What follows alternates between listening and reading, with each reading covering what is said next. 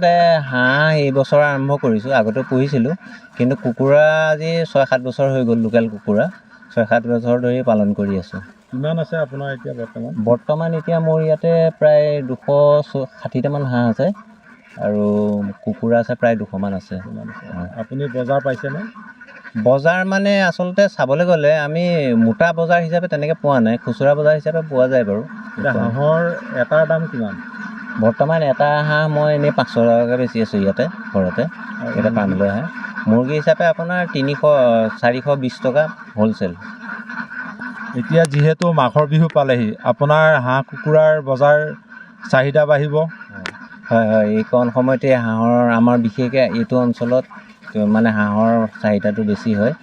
সেইকাৰণে মই ভাবিছোঁ যে এইকণ সময়তে হাঁহখিনি বেচাৰ চিন্তা কৰি আছোঁ। আৰু উপাৰ্জন হিচাপে চাওক, এইটো তেনেকৈ কৰিব নোৱাৰি। মানে কি ফাৰ্মিং ছেক্টৰত একচুৱেলি আৰম্ভ কৰাৰ পৰা ষ্টাৰ্টিঙত মানে গোটেইখিনি চাবলৈ গ'লে উপাৰ্জন হিচাপে তেনেকৈ ধৰিব নোৱাৰি। তথাপিতো মানে পৰিয়াল পোহপাল দিব পৰা উপাৰ্জন এটা হৈ থাকে। মই নিজে যি কৰিছোঁ নিজৰ ইনভেষ্ট কৰিয়ে কৰিছোঁ, বা ভেটেনেৰি ডিপাৰ্টমেণ্টৰ তেনেকুৱা সুবিধা পোৱা নাই। কিন্তু এইবাৰ ভাবিছোঁ ভেটেনেৰি ডিপাৰ্টমেণ্টৰ লগত যোগাযোগ কৰি আমাৰ কলংখন পৰিত্যক্ত অৱস্থাত আছে, তাত যদি আমি পালন কৰিবলৈ যাওঁ যথেষ্টখিনি উপকৃত হ'ব। কাৰণ এতিয়া মই ইয়াত কম জেগাৰ ভিতৰতে মই হাঁহখিনি পালন কৰোঁতে মোৰ যথেষ্ট পইচা খৰচ হৈছে, দানাৰ পৰা আদি অন্ত কৰি।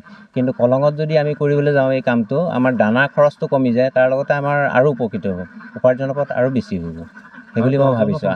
হয় হয়, এইটো ক্ষেত্ৰত আৰু 10জনো মোৰ লগতো 2-4জন থাকিব পাৰে, ৰাখিম বুলি ভাবিছোঁ। তেনেকৈ সংস্থাপন কৰিম বুলি ভাবিছোঁ।